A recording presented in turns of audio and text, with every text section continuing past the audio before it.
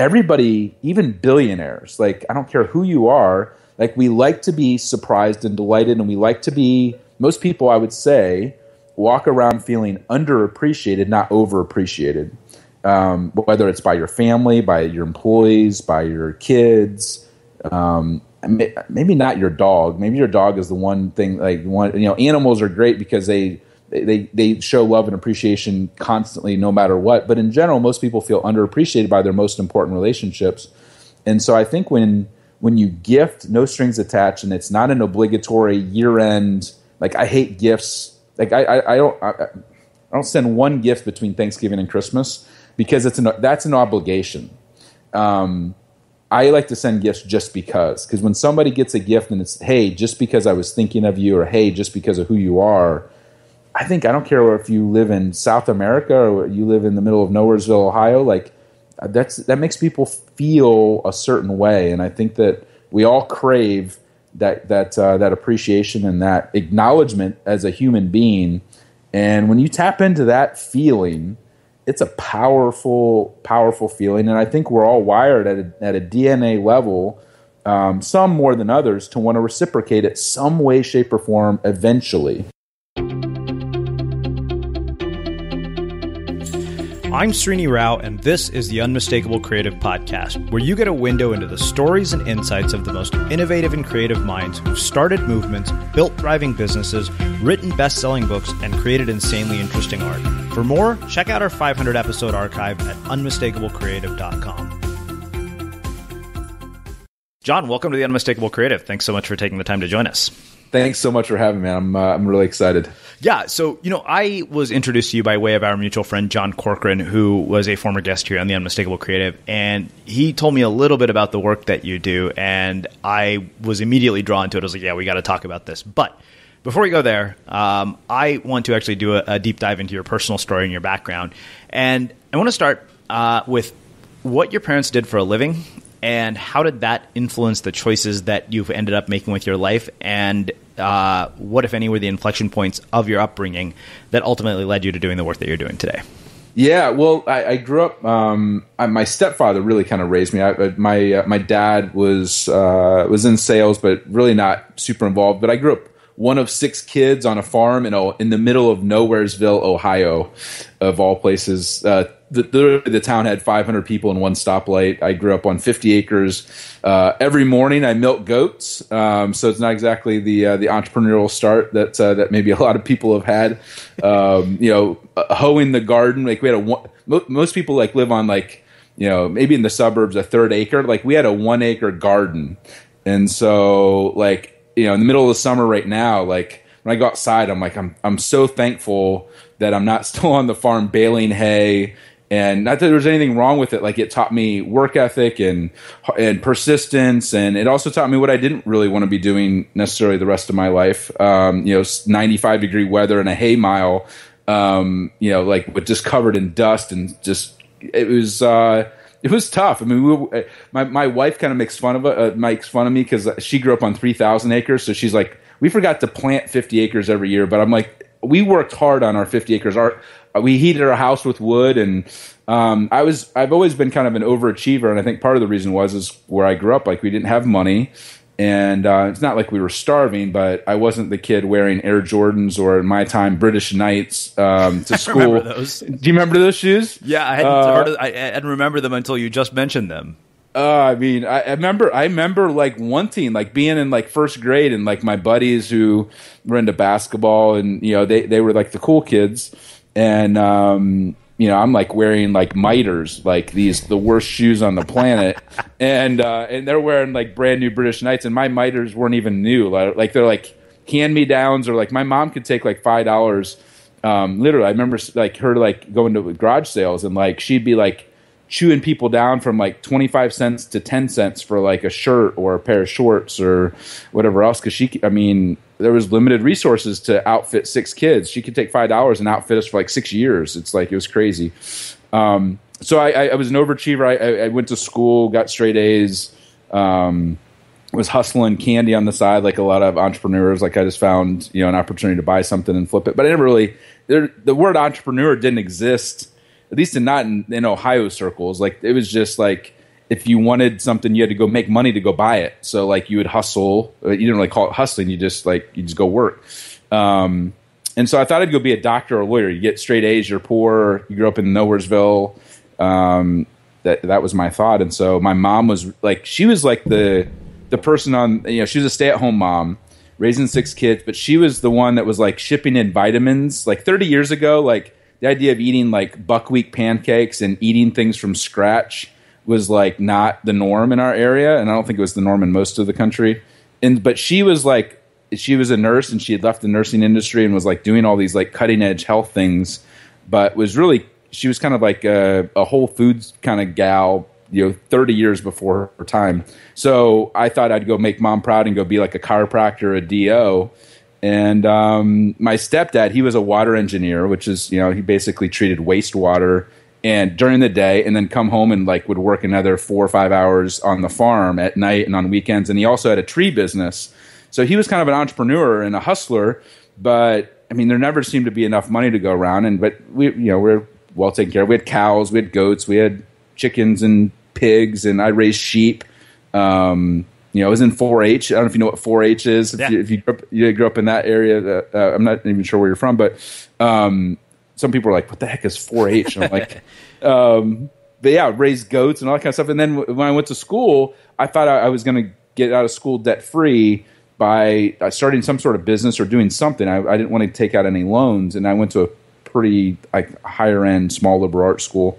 And so I started a little business with a little red S10 pickup truck and a little ladder rack and a 30-foot orange ladder. And I was on, if you're familiar with Time Warner Cable, they have like these lines that need little parts replaced, and I could average like 6 or 7 parts an hour, and essentially was making like $40-50 an hour as a freshman in college, which 16 years ago was, well, even now, $40-50 an hour for a college kid. You can go to work at Gap for like $7 an hour, $8 an hour. But fortunately or unfortunately, I ended up falling off this 30-foot ladder 2 different times, and both times I was in a residential area that particular time, and landed in mulch. But I'm like, this is the dumbest thing in the world. I'm trying to go to school to be a doctor, and I'm going to end up like a paraplegic, from trying to make money to go to school. Like, this is silly. And so that's when I went and interned I was looking for other things. I was like, do I be a waiter? Like, how can you make more than $40 or $50 an hour and not like risk your life? And that's why I interned with Cutco. You familiar with the Cutco company? Yeah, definitely. Okay, so they have an internship program. There's been 1.5 million kids that went through their program, and I thought, I was praying to God that I would be able to last a summer, like, because I remember like talking to my mom and finding out that she actually owned Cutco knives that she bought before she was married. Wow! And so I'm like, Mom, how did you afford these knives? And she's like, well, I bought them before I was married. I paid them off over like 18 months, and I wanted to be a perfect housewife. And I'm like, really? You spent that much on knives? And she's like, yeah, they're awesome. And I said, well, I think I'm going to go sell them. And she's like, none of our friends can afford Cutco knives. Are you serious? And I'm like, Mom, like, you've owned the product for like 30 years. Like, that's not the pep talk I was really going for here. Like, like, if you don't believe in it, like, this is going to be tough. But I'm like, you know what? I'll give it 6 weeks. And so I was driving all over the state of Ohio. I did 40 appointments in my first 10 days. And really what was magical and what changed me was I was dating a girl at the time, and her dad was an attorney, and he was on the board of trustees of the school. And he was the guy that like everybody in town seemed to go to with their idea, and all the like, he owned all these things that were non-attorney related. Like, he owned oil wells and banks and whatever else, and referrals seemed to flow his way. And he was the most generous person I'd ever met, literally, even to this day. And so I remember pitching him the idea of giving away pocket knives to all his clients, because he was giving things away all the time. And it was like before church on a Sunday morning. And he leaned back in his chair and he's like, what about paring knives? I'm like, Paul, you're going to give grown men like that own like pallet manufacturing companies and home builders, and you're going to give them paring knives? And he's like, yeah, John, I found that if you take care of the family, and that inner circle is what I now call it, he's like, everything else takes care of itself. And so that was my sophomore year of college, and that was the game changer for me. I realized Paul understood relationship building at a level that I'd never experienced, and when you grow up poor, you see people being generous, and I started to apply that and teach that. And by the time I was a senior in college, I was Cutco's largest international distributor out of about 1.5 million people. Not because I was the best salesperson, because I had no sales experience whatsoever, other than selling candy at study hall. But I started to teach this philosophy and concept that we now call giftology and radical generosity. And that was 16 years ago. So that's kind of my foundation. Okay. So many questions come from that. One of them is, what has been the impact on your perspective on relationships from being both raised in such a small town and also being part of such a big family? Well, I mean, I think you learn sharing at a very early age. Like, you can't be very selfish when you have 5 other people vying for the same thing. I think you also learn in relationships, at least, I mean, my wife hates this, but I can eat food faster than most human beings on the planet because there was no seconds in our house. Like, whatever was made, and if you got seconds, if you ate fast enough to get before your brothers ate the next, like the last couple bites of whatever, the pizza or the stew or the whatever. And so I think frankly, I learned a little bit of a scarcity mentality. Like, there was never enough. And so I think that it was a radical shift for me to say, like, to go from like not enough to like there's going to be plenty. And I think without like really witnessing firsthand what I witnessed when I was that sophomore in college and seeing somebody so generous, I think if I hadn't saw all the success that Paul had and how things worked behind the scenes for a couple of years of kind of being a part of that family, I wouldn't have believed it. And so I think that, like we my siblings and I, we have each other's back. We grew up in a small town. We weren't super involved in the community. Like, we kind of kept to ourselves, and you kind of make your own fun. And my wife would say I'm kind of like the MacGyver at home because I'm not really handy, but I can, if you give me some duct tape and a paper clip and whatever else, like I can make just about anything work. And so I would say I'm pretty flexible and adaptive in that way. Mm-hmm. And even in relationships and as an entrepreneur, I think that served me well of like, you're not equipped with necessarily the right tools, but you figure out the angle and you just make it work. So I think, my upbringing has served me well in that way, but I think rewiring the scarcity mindset was definitely took a little bit of time and energy and being around the right people. All right. Well, let's do a deeper dive into the whole idea of rewiring the scarcity mindset, because it's such an interesting paradox to me that you come from this very poor family, and yet your entire work is centered around this idea of generosity, and which we will get into in much more detail. So I'm curious, having grown up without money and having made that shift from scarcity to one of abundance, what is your perspective on wealth and money now? How has it changed it? And then I guess, the bigger question that probably is in a lot of people's minds is, how do they change it if the situation isn't what they want it to be? Yeah, well, I think, like any, I don't know who, there's so many different quotes out there, but the idea of you become, the books you read and the people you surround yourself with. And so I think, from a faith perspective, like I would say that, I spend a decent amount of time reading the Bible and also studying religion and history. And you look at some of the most successful people and the happiest people, they've been generous. They've been super generous. Like, I think Helen Keller said, that nobody's ever become poor from giving. Mm-hmm. And so I think that I've kind of, pounded into my head the idea of generosity, and you reap what you sow, and, the idea of reciprocity. I think that, I'm an avid reader. And so I think that what you read, you end up becoming. And then the types of people that I surround myself with, Adam Grant's book, Give and Take, mm-hmm. I think I've naturally been drawn to givers because it's who I want to be. And I want that to rub off on me, and I want to be inspired. So if you look at my inner circle of friends, I just had lunch with a guy, John Hall from Influence & Co. Like, he's a giver. Like, that's just who he is. And so I'm very careful with my time, and not that I'm there's not like a million walls around me, but I try to surround myself with good people and put good things in my head and focus on those things. And over the last 16 years, it's amazing. I saw early on when I started to gift with no strings attached, I saw people's responses to it. When I gifted like Paul, and I would see people light up, and they'd be like, "Why are you doing this? Like, what do you like? Are you going to ask me for something?" And I'm like, "No, no strings attached." And people would like light up, and then I would see doors open 6 months later, in some cases 6 years later. And for me, at least, it became addictive. Like the more you give, you start to see responses, and things start to shift. Like it over the course of 16 years, it just becomes kind of automatic. But at first, it was like, am I really going to spend $200 on a carving set and send that out to somebody and ask them to carve out time, or thank them for carving out time, or whatever the theme of the note and the whatever was? Or am I really just going to send that to somebody and not ask for anything in return? And it was painful at first when you're in college and you're like trying to make ends meet, and you're spending $100 or $200 that week on a gift. Like that was a big deal. And now like we send out a couple $100,000 a year of gifts to people, and we've sent saunas to people and just crazy stuff. And I still enjoy it. It's still fun. It's still kind of a rush. To me, it's like going to Vegas, and like rather than putting $100 chip on black, I love putting $100 or $1,000 gift on this person and letting it ride and see what happens. And sometimes it's amazing, and sometimes it takes 7 years for that seed to grow.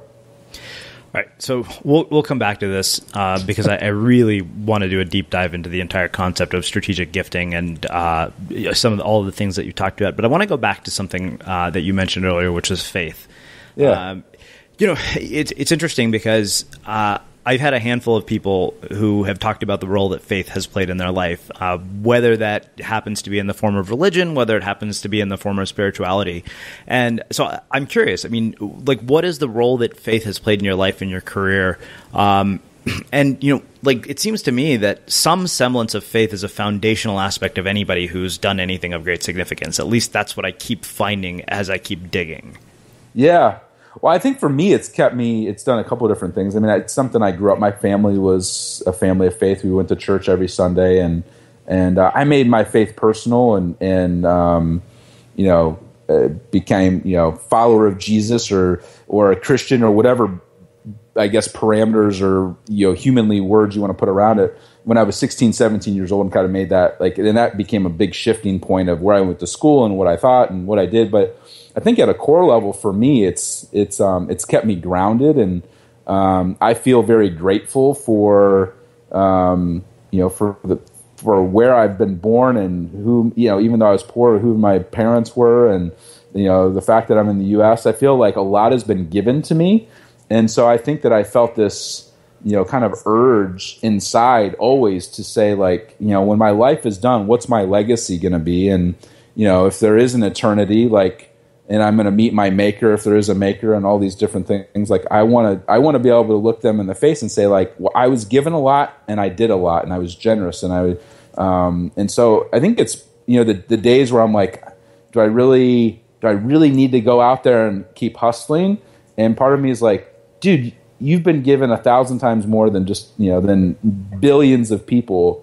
Get your rear end out of bed and go do something. Like, you've been given a lot. And so I think it's been a motivating factor for me. And it's also kept me grounded and realized, like, because so much has been given, and I can't take credit for everything, because there's certain things that happened in my life that were not a result of me. They were a result of, whether you want to call it God or a higher power or whatever your belief is. For me, it's my Christian beliefs have really kept me kind of focused and not taking things for granted, at least doing a better job, hopefully, of not getting out of perspective of where I kind of fall in the world.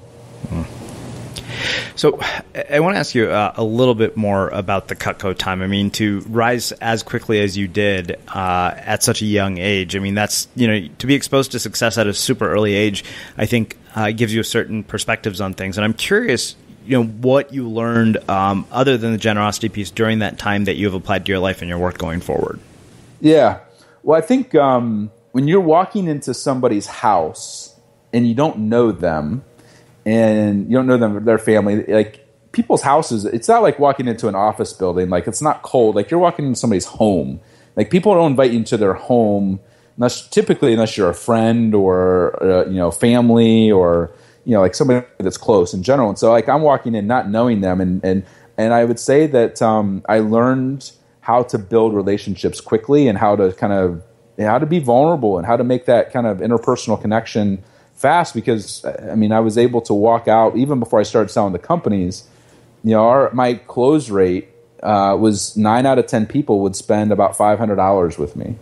And that's after, spending 45 minutes to an hour and a half. Sometimes, appointments would go 2-3 hours where you're like cooking dinner for them and whatever else. But I think I learned how to connect with people really quickly and create that common bond. I think I learned, how to handle rejection, because not everybody would say yes, and how to do that with grace. And I think that, frankly, a lot of businesses rise and fall based upon referrals. So whether somebody buys or not, like, do they like you and do they want you to succeed?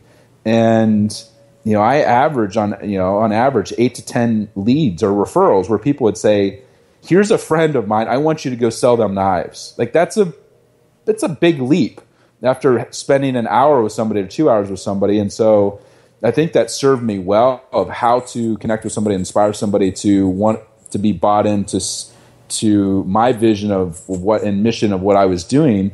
And at the time, I was a college student wanting to make their way. But after college, I wasn't the poor college kid anymore. I still had to be able to connect with people and inspire them. And so I think that those kind of interpersonal, that's why I basically say, I don't care what you're going to go do.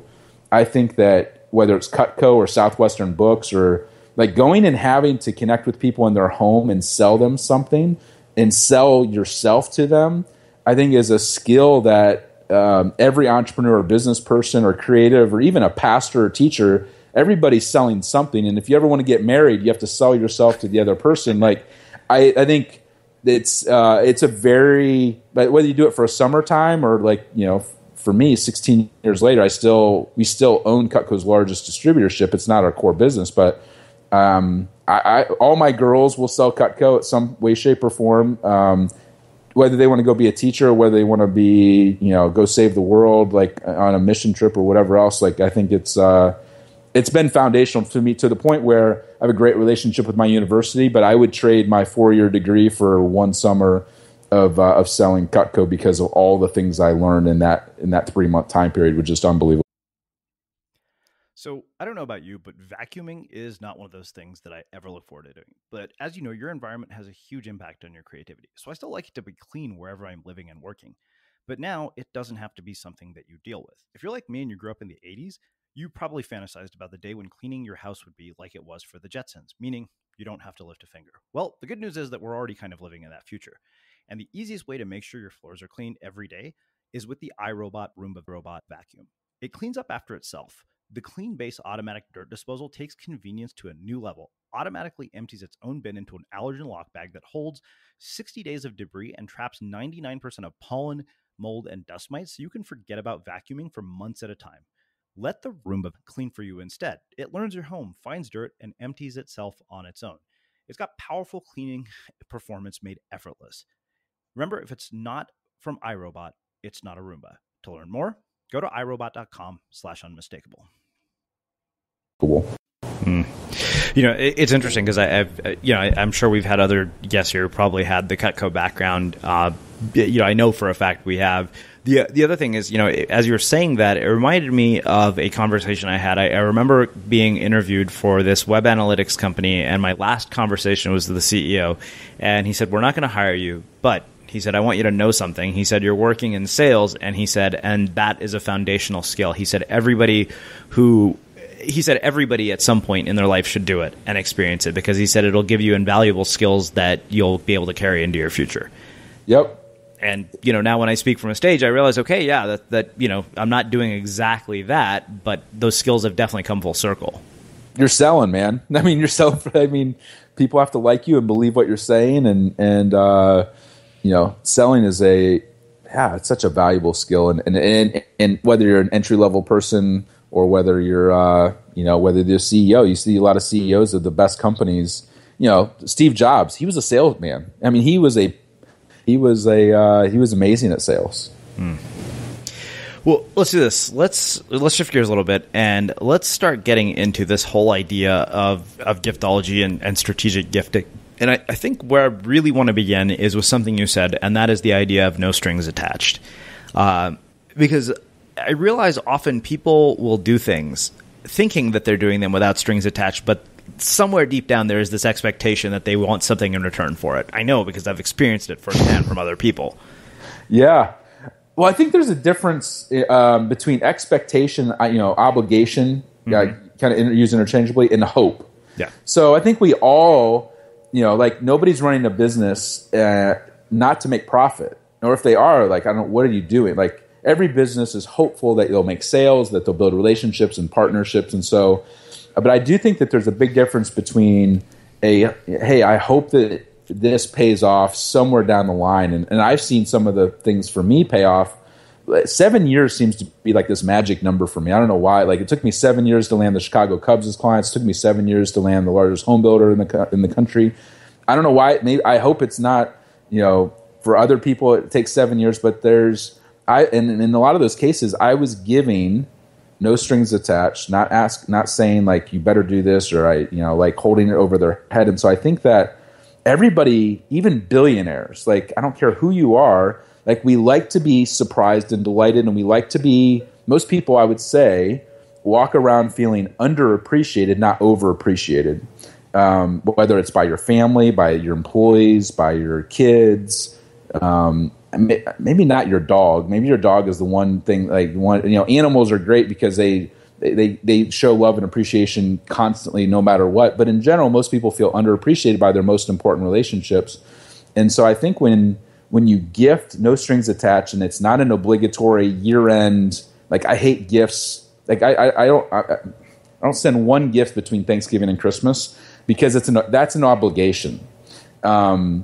I like to send gifts just because when somebody gets a gift and it's, hey, just because I was thinking of you, or hey, just because of who you are, I don't care if you live in South America or you live in the middle of Nowhereseville, Ohio, like, that makes people feel a certain way. And I think that we all crave that appreciation and that acknowledgement as a human being.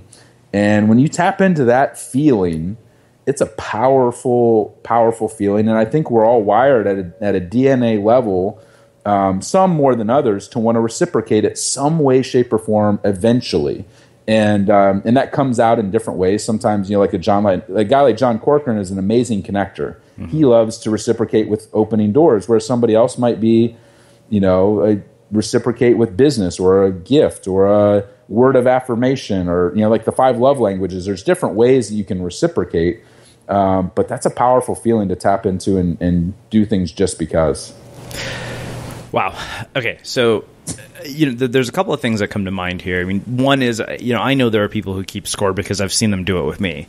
I experienced something like that very recently. Like, I'd asked somebody for something and they listed out literally all these favors they had supposedly done me, which was amazing. And it was just a really vicious reply to an email, that I had sent, with a list of every favor that this person had supposedly done me, all of which included an hour coffee and, me paying to go to one of their events. So that blew my mind, and it made me really think about this idea of people who keep score.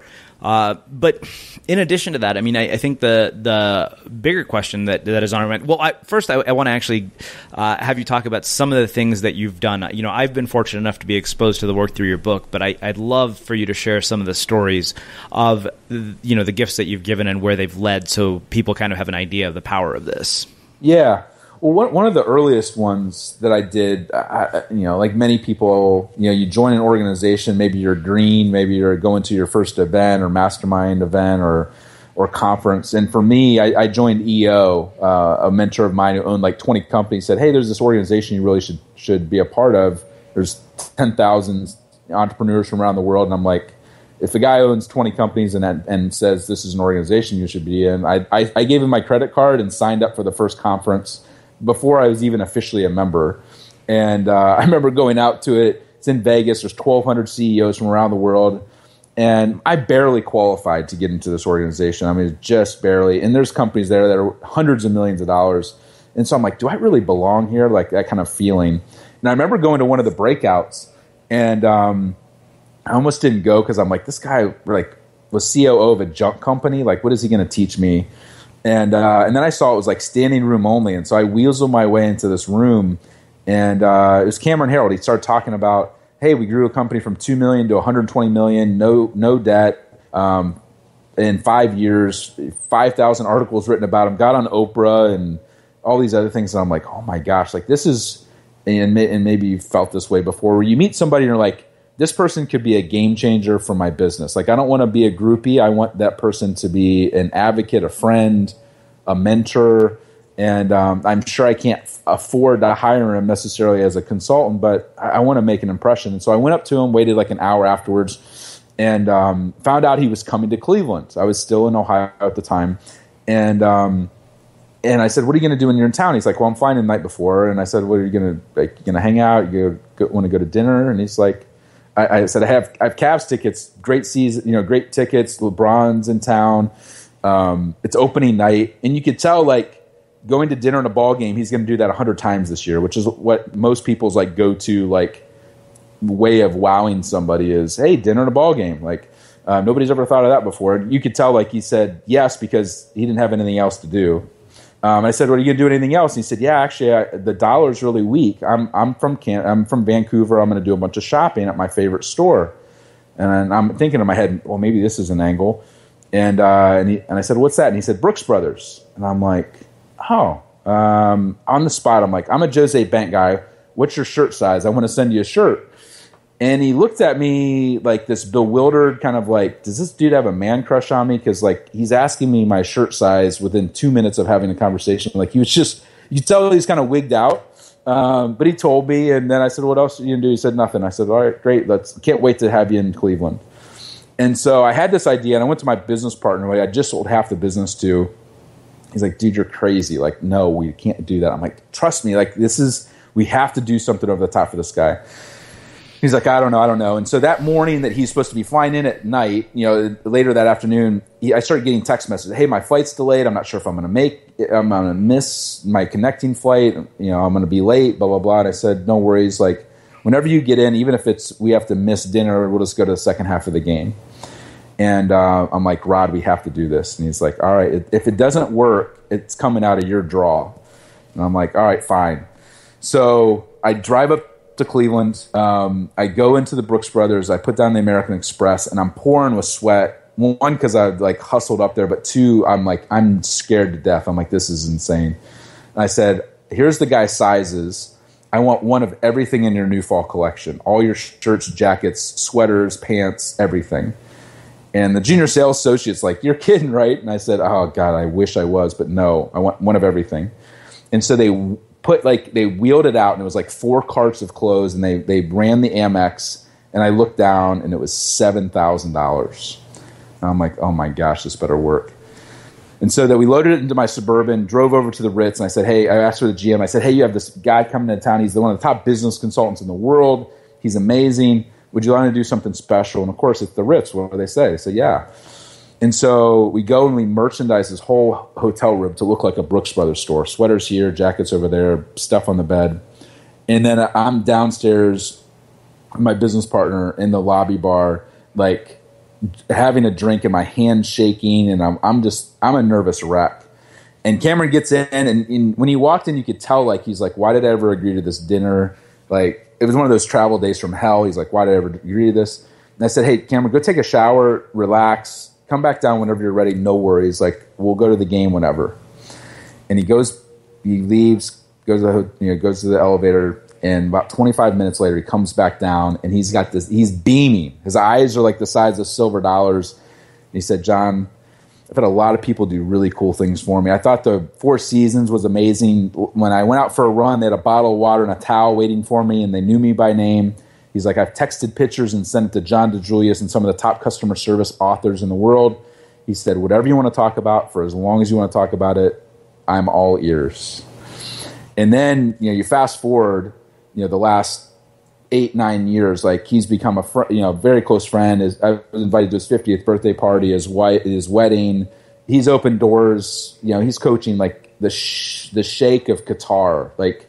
he's coaching some of the biggest people in the world, and every one of them, he's like, John, if you want me to send them a book, if you want to send, if we, we sent gifts to them. He's opened up doors with like the president of Starbucks, like people I couldn't have probably opened with $10 million worth of advertising. He's become part of our inner circle. And if you read the book Giftology, it's the opening chapter in the book. He's given quotes and blurbs, and he's become one of those kind of people that he just sings our praises from stages all over the world. This episode of the podcast, just like every other episode, is sponsored by HostGator. So I told you at the beginning of the podcast about how starting a website can be the catalyst for, eventually getting bigger projects off the ground, like writing a book, like recording an album, whatever it is. No matter what you're trying to do, starting a website can be one of the easiest first steps. And even if you don't know what you want to do, sometimes this can actually be a really revealing first step because it can give you ideas. It kind of gives you a creative sandbox to play in. In fact, we have tons of websites that you guys probably have never heard of that go through this entire process. And fortunately, our friends at HostGator can help you to get started because they're providing 30% off all of their hosting packages. So visit HostGator.com/creative and use the promo code creative for 30% off at checkout. Okay. So, I remember that story very distinctly, and I was like, okay, I'm so glad you told it because it was such a compelling story. I think the first thing that is going to go through people's minds, and I think you know exactly where we're going with this, is $7,000. Like, I don't have the luxury of doing that because if it doesn't work out, I'm going to be a lot more screwed than not having my draw the next month. Right. So, I mean, that to me is the first objection I think that will come up in somebody's mind having heard that story. And I know you've addressed this. So tell me, kind of, like, how do you manage to do things that are over the top? I mean, in my mind, the word for that is unmistakable. How do you do stuff like that and at the same time manage not to, like, break the bank doing it? Yeah. Well, I mean, the goal is to be, get to give, more than is reasonable, but to still stay in business. Like the goal isn't like, the goal isn't to bet the entire farm, but maybe like if you have 50 acres, bet 5 of the acres. So it's managing the risk and making calculations. So you don't do that for everybody.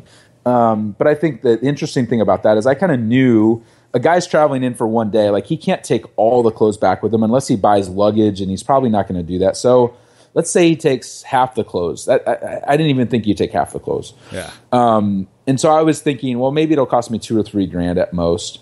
And I was also, thinking, well, maybe he won't take any of the clothes. Maybe he thinks I'm a stalker. Like I was all over the map of what could happen. But the interesting part that happened, and this happens a lot when you go above and beyond and give radically, it inspires the other person to want to reciprocate back, or at least to be like, oh my gosh, and for him, he came to me and said, John, here's one of two things going to happen. One, you're going to tell me how much. I'm going to pick some of the clothes and I'm going to take them with me, and you're going to tell me how much those were so I can write a check for that, or I'm going to round up by like 30% and just send you the money. Because the gift was you putting yourself out there and taking care of and treating me this way. The experience, I can't let you buy the product as well. So that experience cost me nothing. And I would say that in general, there are times when you do a gift and you spend $100, $500, $1,000, and you miss, and it doesn't work, or 1% of our gifts get sent back. And so what I love about that is that it scares most people away from doing it at all. And so they say, well, I can't do $7,000, so I won't do anything. Or I got one of the gifts back, so I'm going to stop sending gifts. Or one of my clients can't receive gifts, or 10% can't receive gifts, so I'm not going to do gifting at all. And so it keeps the people that do gifting at a really high level almost like in a blue ocean. Like they're able to, because most people either suck at gifting or they don't do gifting at all.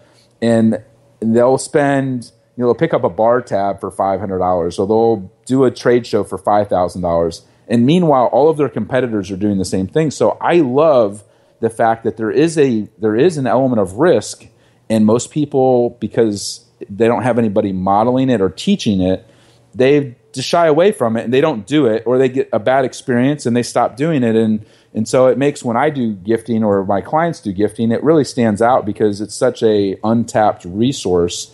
But I like that edginess to it, and it is something that you don't have to do most of my gifts are not $7,000. Like most of the gifts I send out are like the knives, and we do custom leather goods and whatever else that are practical, useful items.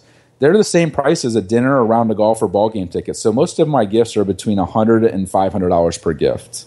I would say on average it's probably $300. So I send out hundreds of gifts per year to people.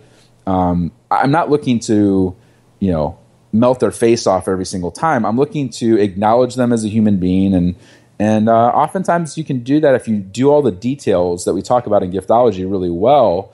A lot of times it's the timing of the gift, it's the personalization, it's the packaging, it's the handwritten note. It's all these little details. It's not just, I remember talking to Gary Vaynerchuk about this. He's like, sometimes you can just throw $3,000 at an Amazon gift card and the other person's like, well, thank you, but that's one, I feel really uncomfortable taking $3,000 from you. And two, like, that's the most unthoughtful gift on the planet. Like, it took you like 2.7 seconds to click a button on Amazon, and it just feels weird. And so oftentimes it's not spending more money. It's taking the money that you are spending on relationship building and just being more creative and effective with it. And I tell people all the time, I can outdo somebody that spends $5 million at these big trade shows, because I will take, they're like, they're spending all this money on this big mass advertising thing of like this, like atomic bomb. I'd much rather have a rifle and pick off a few of the right people that I want as clients and blow their minds. And who cares about the other, 100,000 people at that event? Like, I'd rather be very strategic and use a laser versus, blowing through a massive budget just because I'm lazy.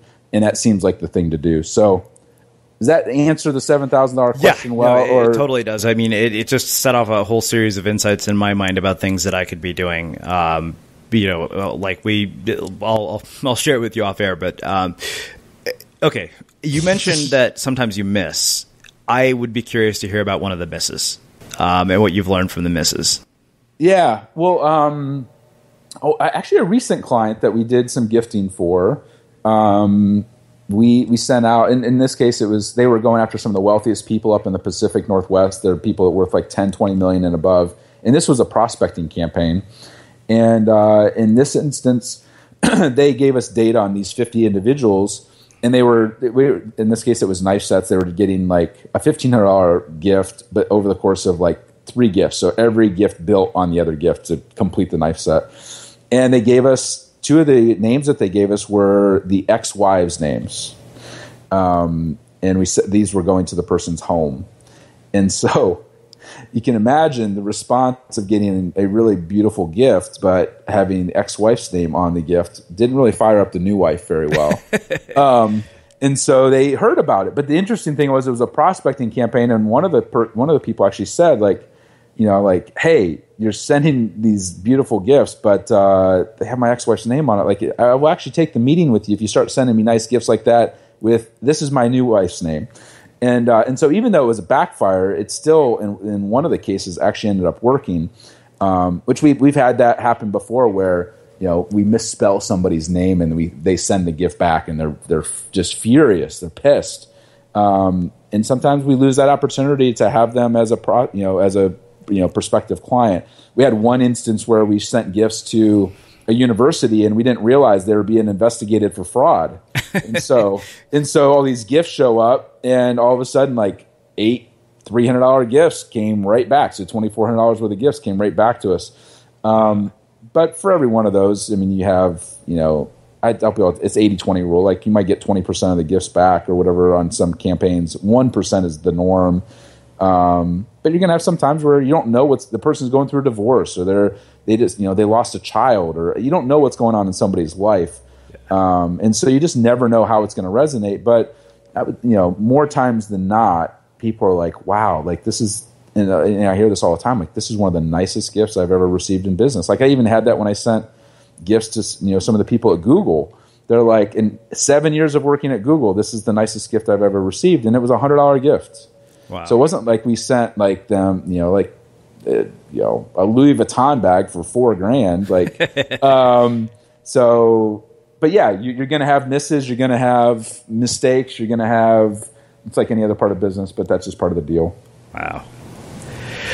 Okay. So I want to wrap with a few sort of final questions. I've been asking people about the artistic influences of their life because, it's kind of making me think about sort of a second book that I'm working on. what in your life have been the books, pieces of music, or documentary films that have profoundly impacted your life that you would recommend to people in our audience? And it can be one of each or just one of those three. Yeah. I mean, I'm not, probably because of my very like humble beginnings, I'm not like I grew up playing music. I grew up, playing clarinet of all instruments, and then which once again taught me what I didn't want to play. Yeah. And then drums. I mean, I really enjoy music, but I wouldn't say that that's my inspiration, or even documentaries. Like there's some, I would say books have been my thing, to be like, that have been really influential in my life. And the first book that I read, it's not a long or complicated book, but the Raving Fans by Ken Blanchard, just really taught me the power of having one raving fan was better than 1,000 satisfied people. And so I, early on in my, when I'm still in college, sophomore in college, I'm like, I'm gonna go create raving fans. And I've seen it play out where if I look at my business over the last 16 years, it's probably a dozen or 24 people that have shifted my business radically. Now, I have a lot of people that have been important, and there's hundreds, look at the acknowledgements in my book. It's like 3 pages long. There's a lot of people that have poured into me, but it's literally like small amounts of people that have been radically bought into who we are and what we do that have changed the game. And so that Raving Fans book was monumental. And I would say most recently, like Give and Take has kind of given me a playbook of understanding how to be a giver and not be taken advantage of, or at least protect myself. Yeah. And so Adam Grant's book has been a big one here in the last couple of years that has, continued to shift my thinking. But those two offhand come to mind. Very cool. Well, I have one last question for you, which is how we finish every interview at the Unmistakable Creative. What do you think it is that makes somebody or something unmistakable? What do I think that makes somebody unmistakable? I think for me, I gave the quote, give more than is reasonable. I think most people that are unmistakable have let go of the idea of holding back and being afraid of what other people think, or holding back 5 or 10% because we're afraid to be taken advantage of, or how are we going to one up ourselves the next year? And I think the unmistakable, at least for me, has been, doing more than is reasonable and asking myself, what's the most I can do in this situation? And when I've done that, I think that's what's kind of separated me from the pack and given me that edge that even though as a farm boy, I've been able to do things that, and go places and sometimes look around the room and be like, how am I here? Why am I here? And I think it's been doing those little things, really, really, really, really well. Well, this has been really, really cool. Where can people find out more about your work? If you go to Giftology Book, you can, check out, what it's about and see some of the videos from, Jeffrey Gitomer and Darren Hardy and some other guys that are kind of business celebrity types of, you can go obviously get it on Amazon. Been fortunate to hit, some lists and all that kind of fun stuff. You can also go to Ruhlin Group if you want to learn about our work and how we help companies, outsource their gift strategy and logistics, and see some of our case studies and whatever else. You can follow me on @Ruhlin on Twitter. And those are kind of the core landing spots for us. Awesome. Well, I will make sure we link everything up in the show notes. And for everybody listening, we will wrap the show with that. Next time on The Unmistakable Creative. Doesn't matter what you did. Literally, you will not do any more than 10 years in prison for anything in Brazil. You kill 50 people, chop them all up, and sell them on the street as barbecue. You're not going to do any more than 10 years, and you're probably going to do less than that because their prisons are so massively overcrowded that there's typically 40, 50, 60 people to a cell that's supposed to hold 10. So they have prison outbreaks on a regular basis because they don't have enough prisons, they don't have enough guards. Mm-hmm. Now, you've got a guard in Brazil who's guarding a cell that's got 60 people in it that was meant for 10 people, and he's got to move them by himself from one location of the prison to another occasionally. When he opens that door and those 60 people head for the exits, he either dies or gets out of the way. So they have prison breaks on a regular basis. So even if you got sentenced to 10 years in prison for killing 60 people, You're going to be put in a cell with 60 other people, and there's going to be a prison break inside of 2 or 3 months, and you're going to get out. And so they have a lot of problems beneath the surface in Brazil that they can't deal with because their prison system is not holding anybody in jail for any length of time. Chris Voss joins us to talk about the Jedi mind tricks of an FBI hostage negotiator.